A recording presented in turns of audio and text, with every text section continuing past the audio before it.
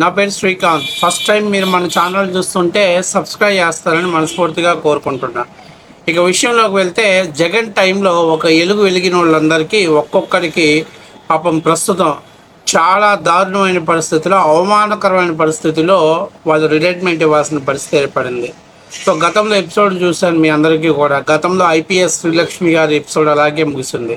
ఇప్పుడు తాజాగా పివి సునీల్ని ఆయన కూడా ఈరోజు అంటే రిటైర్మెంట్ అవ్వాల్సి ఉంది. సో దీని మీద రాష్ట్ర ప్రభుత్వం ఒక జివో జారీ చేసింది. ఏంటి, కేంద్ర మార్గదర్శకాలకు లోబడి ఆయన్ని రిటైర్మెంట్ మాత్రమే చేసుకునే విధంగా బెనిఫిట్స్ మాత్రమే అందిస్తాయని, మిగతావన్నీ కూడా కేంద్ర ప్రభుత్వ మార్గదర్శకాలకు లోబడి మాత్రమే ఉంటుంది అని చెప్పేసి ఒక జివో రిలీజ్ చేశారు. ఈ జివో ప్రకారం ఈరోజు ఆయన రిటైర్మెంట్ అవ్వాలి. అయితే ఈ రిటైర్మెంట్ని బెనిఫిట్స్ని ఆపేయాలని చెప్పేసి ఆయన సతీమణి గారు రాష్ట్ర ప్రభుత్వానికి ఒక లేఖ రాశారు. 2017లో పివి సునీల్ కుమార్ గారు సతీమణి గారు అరుణ గారు ఆయన మీద గృహహింస కేసు పెట్టడం జరిగింది.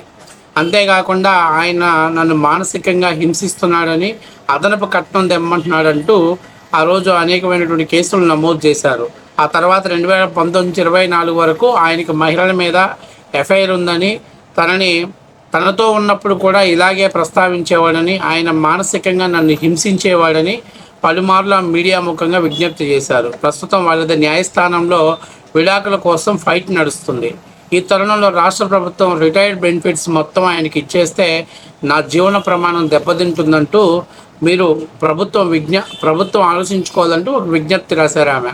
అయితే ఇది ఒక దెబ్బ అయితే, రెండవది పివి సునీల్ కుమార్ ఈరోజు క్యాట్లో తను ఒక పిటిషన్ వేశాడు. ఎందుకంటే తన రిటైర్మెంట్ అనేది ఎటువంటి నేర ఆరోపణ లేకుండా ప్రభుత్వ లాంఛనాలతోటి నాకు రిటైర్మెంట్ లభించాలి, నా మీద ఉన్నటువంటి సస్పెన్షన్ రద్దు చేసి మళ్ళీ నేను విధుల్లోకి జాయిన్ అయిన తర్వాత నా 30 అంటే ఈరోజుతో లాస్ట్ కాబట్టి ఈరోజుతో నాకు రిటైర్మెంట్కి విధుల్లో నుంచి ఉద్వాసన పలికే విధంగా, రిటైర్మెంట్ అయ్యే విధంగా నాకు అవకాశం కల్పించాలని క్యాట్లో ఒక పిటిషన్ వేసి ఆయన వాదనలు వినిపించాడు. దీనిపైన క్యాట్ స్పందిస్తూ ఆయన పిటిషన్ని రద్దు చేసింది. ఎందుకంటే ఆ రోజు ఆయన పదవి విరమణ అయ్యేంత వరకు ఆయన్ని తొలగిస్తున్నట్లు ప్రభుత్వ ఉత్తర్వులు ఇచ్చింది. కాబట్టి ఆ ఉత్తర్వుల్లో మేము జోక్యం చేసుకోలేమని, కనీసం 2 సంవత్సరాలైనా టైం ఉన్నట్లయితే మేము ఆలోచించగలిగే వాళ్ళమని, మీరు సస్పెన్షన్కి ఎదుర్కొన్న తర్వాత కూడా మీకు అంత టైం లేదు కాబట్టి మీ రిటైర్మెంట్ టైము, దీని మీద మేము ఎటువంటి వాదనలు కానీ ఎటువంటి అపీల్ కానీ ప్రభుత్వాన్ని చేసే దృష్టిలో లేమంటూ క్యాట్లో వేసినటువంటి పిటిషన్ను కూడా కొట్టివేసింది. సో ఫలితంగా ఇప్పుడు ఆయన కేవలం ఒక పదవీ విరమణ చేసినటువంటి, ఎటువంటి ఉద్యోగాన్ని తీసుకోకుండా పదవీ విరమణ చేశాడు. మీ అందరికీ తెలుసు, జగన్ ప్రభుత్వంలో ఆయన అనేకమైనటువంటి ఏపీసీఐడిగా ఉంటూ చంద్రబాబు నాయుడు గారి మీద అనేక కేసులు నమోదు చేశాడు. అంతేకాకుండా రఘురామకృష్ణరాజు గారిని, ఒక ఎంపీని అరెస్ట్ చేసి కస్టోడియల్ టార్చర్ చేయడంలో ఆయనే కీలక పాత్ర పోషించాడని గతంలో రఘురామకృష్ణరాజు గారు కేసు పెట్టారు. గుంటూరు నగరపాలెంలో కేసు పెట్టారు. దీన్ని అప్పటి పోలీసులు విచారణ చేసి ప్రభుత్వానికి ఇచ్చిన నివేదిక ఆధారంగా ఆయన్ని సస్పెండ్ చేయడం జరిగింది. ఇదొక్కటే కాకుండా ఆయన గతంలో అగ్నిమాపక శాఖలో పనిచేస్తున్నప్పుడు నిధులని దారి మళ్లించారని, ఇష్టాసారంగా వాడుకున్నారని అభియోగం.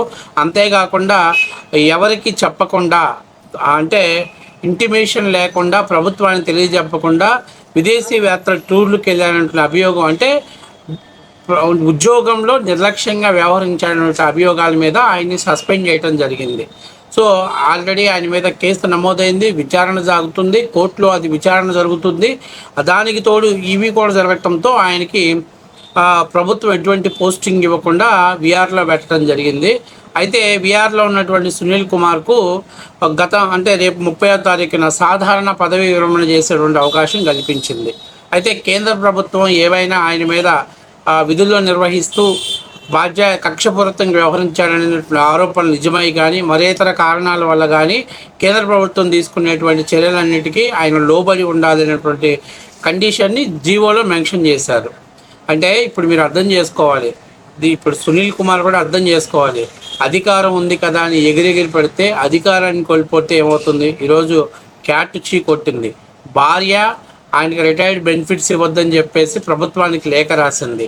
అట్లాగే ఏదైతే ఆయన మీద న్యాయస్థానంలో ఇప్పుడు కేసులు నడుస్తున్నాయి. ఇవన్నిటికి కారణం ఎవరంటే అధికారం ఉంది కదని చెప్పి జగన్మోహన్ రెడ్డి ఆడమన్నట్లల్లా ఆడినందుకు ఇలా పివి సునీల్ కుమార్ మెడకు ఉచ్చు తగిలింది.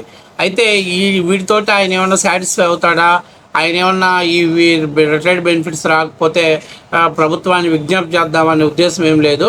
ఆయన గత జగన్మోహన్ రెడ్డి గారి హయాంలో పెద్ద ఎత్తున అవినీతికి పాల్పడి వందల కోట్ల రూపాయల డబ్బులు పోగేసుకున్నాడు. ఆయనకి రిటైర్డ్ బెనిఫిట్స్ రాకపోయినా కూడా ఆయనకేం పెద్దగా ఇబ్బంది ఏం లేదు. కాకపోతే ఆయన మిస్సెస్ ఈరోజు ప్రభుత్వానికి విజ్ఞప్తి చేసింది కాబట్టి ప్రభుత్వం ఎలా స్పందిస్తుంది అనేది చూడాలి. అయితే గత 5 ఏళ్లలో అధికారం ఉంది కదని ఇష్టాసారంగా ఇప్పుడున్నటువంటి ముఖ్యమంత్రి గారి మీద కూడా ఆయన సిఐడి కేసులు నమోదు చేశారు. అమరావతిలో ఇంటైట్ ట్రేడింగ్ జరిగిందని ఒకటి, అట్లాగే అమరావతి రింగ్ రోడ్లో అవినీతి జరిగిందని, ఫైబర్ నెట్లో అవినీతి జరిగిందని, ఇట్లా ఫాల్స్ కేసులన్నీ కూడా, తప్పుడు కేసులన్నీ కూడా చంద్రబాబు మీద నమోదు చేశాడు. సో ఈ పరిస్థితుల్లో కూడా ప్రభుత్వం ఆయనకు సాధారణ రిటైర్మెంట్కి అవకాశం ఇవ్వటం అనేది కూడా చాలామంది విమర్శలకు తావిస్తున్నారు. సో ఏది ఏమైనా ఆయన ఇప్పుడు క్యాట్ని ఆశ్రయించినా కూడా క్యాట్ ఆయన ఇచ్చినటువంటి పిటిషన్ తోసిపుచ్చడంతో ఇక తప్పనిసరి పరిస్థితుల్లో సాధారణమైనటువంటి రిటైర్మెంట్కి ఆయన, ఎందుకంటే ఈరోజుతో లాస్ట్ డే కాబట్టి రిలీవ్ అవ్వాల్సిన పరిస్థితి ఏర్పడింది. సో అది దీన్ని బట్టి అర్థం చేసుకోండి, ఎంత ప్రతిభ కలిగిన ఐఏఎస్లైనా ఐపీఎస్లైనా రూల్స్ని బ్రేక్ చేసి ఒకరికి ఆనందం కోసం పనిచేస్తే మాత్రం తర్వాత ప్రభుత్వాలు మారితే వాళ్ళ పరిస్థితి ఎలా ఉంటుంది అనే దానికి ఉదాహరణే సునీల్ కుమార్. గతంలో జగన్మోహన్ రెడ్డి ఆడమన్నట్టల్లా ఆడి డూడు బస్మనలాగా ఎగిరి ఎవరి మీద పెడితే వాళ్ళ మీద తప్పుడు కేసులు పెట్టి ఎవరిని పెడితే వాళ్ళని అరెస్ట్ చేయించి కస్టోడియల్ టార్చర్ చూపించడమే కాకూడదు, తెలుగుదేశం పార్టీ కార్యకర్తలను కూడా అరెస్ట్ చేసి జైల్లో పెట్టి వాళ్ళ మీద పైచాచికమైన దాడులు చేయించినటువంటి ఘనత సునీల్ కుమార్కు ఉంది. సో అలాంటి వ్యక్తికి ఈరోజు ఇటువంటి పరిస్థితి రావటం ఒక రకంగా బాధాకరమైన విషయమైనా కానీ చాలామంది తెలుగు తమ్ముళ్ళు సంబరాలు చేసుకుంటున్నారు. కానీ ఇక్కడ చాలా ముఖ్యమైనది ఏంటంటే రిటైర్మెంట్ అయిన తర్వాత అయినా ఆయన మీద వచ్చినటువంటి ఆరోపణల్ని వేగవంతంగా విచారణ చేయించాలి. ఏదైతే ఒక మాజీ ఎంపీగా తన పదవి కాలంలో ఉన్నప్పుడు ఆయన కేంద్ర ప్రభుత్వం పర్మిషన్ తీసుకోకుండా, లోక్సభ స్పీకర్ పర్మిషన్ తీసుకోకుండా అక్రమంగా అరెస్ట్ చేసి ఆయన్ని సెల్లో టార్చర్ చేయటం అనేది దేశ చరిత్రలో ఒక ఆంధ్రప్రదేశ్లో జరిగితే దానికి కర్త కర్మ క్రియ నడిపింది మన సునీల్ కుమార్. కాబట్టి ఇటువంటి దుస్సాహసాలను చేసి అధికార దుర్వినియోగానికి పాల్పడినటువంటి వ్యక్తులకు కఠిన శిక్షలు చేయాల్సి ఉంటే కేసును వేగవంతం చేయాల్సిన బాధ్యత రాష్ట్ర ప్రభుత్వం మీద ఉంది అనేది 100% నిజం.